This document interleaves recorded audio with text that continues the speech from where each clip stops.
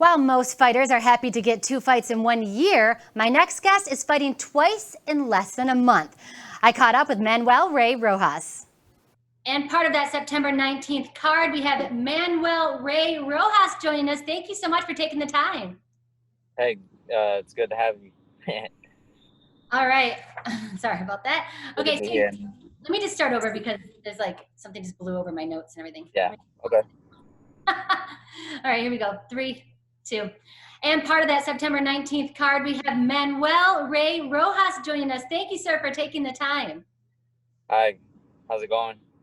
It's going well. I'm excited to be talking to you. I know you have you have a fight actually coming up before September 19th. Right. So let's first talk about the confidence that Southpaw Promotion has in you as a fighter, putting you back to back, basically 2 fights in 1 month. That's a little odd usually.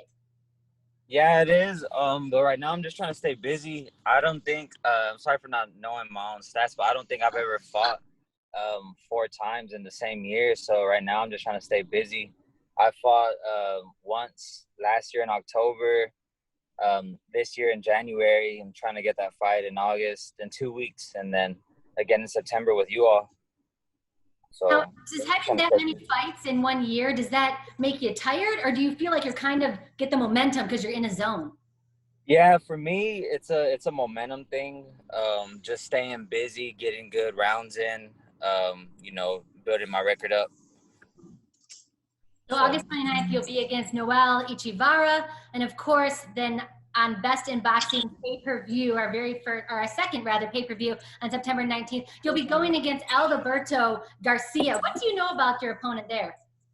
I don't know much about the opponent on September. It hasn't been nothing has been confirmed with me yet on who the opponent is.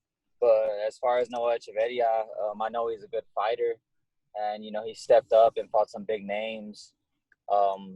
I think he's lost almost every time, but he's still good, like a good opponent for me. I mean, you fought some really big names. I mean, your record is 18-4, I believe, right now. But I feel like you have one of the best resumes when it comes to the level of fighters you've gone up against without fear. I mean, you fought Felix Verdejo, who, of course, is a Puerto Rican Olympian. That was on a top-ranked card on ESPN. So what is it like to be able to fight on that level and go against that type of competition? I mean, for me, it means a lot. It shows that I'm stepping up. I really want to be considered an elite fighter, and to be considered elite, you have to defeat elite fighters. And with that, you just have to take those chances and, fight them. I may not win, but I know where I'm at, and I know what I need to do now to become a better fighter. I mean, like you said, if you want to be elite, you got to fight elite. You got to be elite. You went 10 rounds with Verdejo, and you looked really good doing it. So even though you did get that loss, what did you learn, and how did you feel walking away from that fight? I felt really good. I know in the ring, I knew there was things that I could have done differently, but I think that just came with the ring rust and having been off like such a long time. I think it was like 1.5 years that I hadn't fought.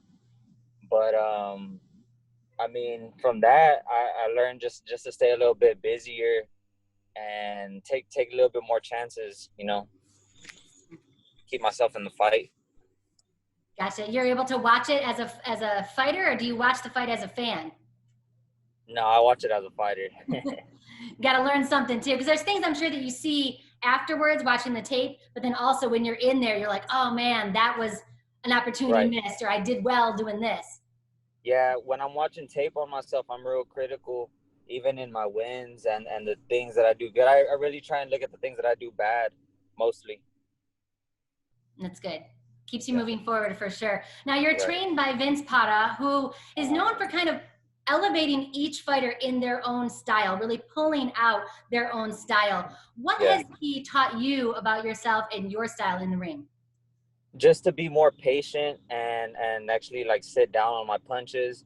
Before I had Vince as a trainer, I was like all over the place with my technique. Really didn't know what I was doing in there, just adapting as I was fighting. And with Vince, he kind of just settled me down. It was like, hey, look, like do this, so he's just really tightened up my technique.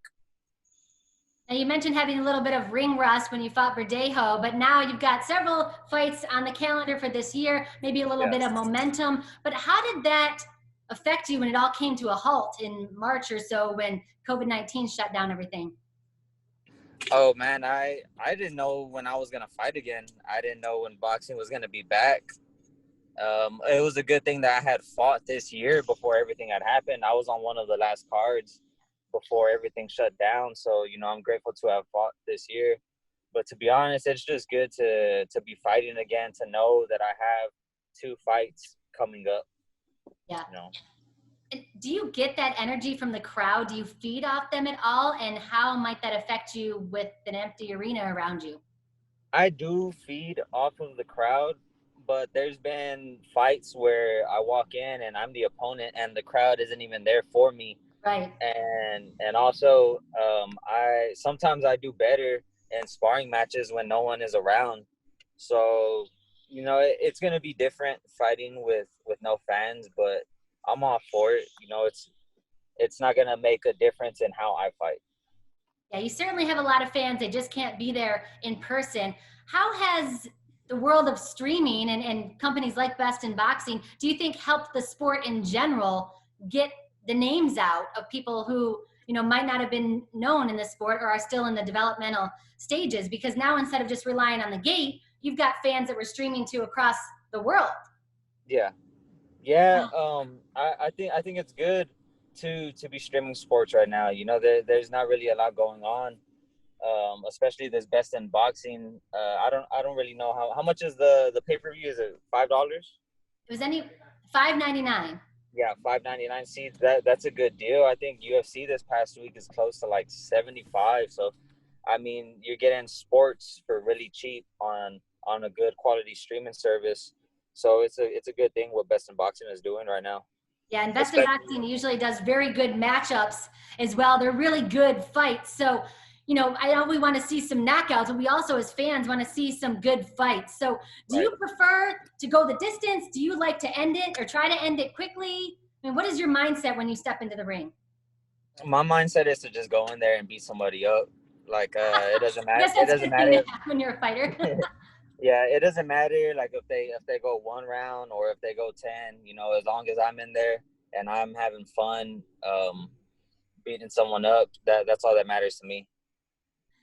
Having fun beating someone else. Well, that other dude is trying to punch you as well. So when does that switch happen for you, being Manny outside the ring and then being Manuel-Rey Rojas, the fighter? Probably when I get hit with that first good shot. Everything but to be honest, I think I like to get hit first before like you know, I know when to turn that switch on. Like I need to get touched up a little bit to know like, all right, like I really need to be on my toes with this guy. You know, he's kind of dangerous. Well, you are certainly dangerous, and you are not afraid to go against another dangerous man. Like I said, record is 18-4, but you have one of the best resumes as far as the level of opponents you've faced, and you are not afraid in there. So we cannot wait to see you. So good luck on August 29th, and we hope to see you on September 19th as well on the Best in Boxing pay-per-view. Okay, thank you.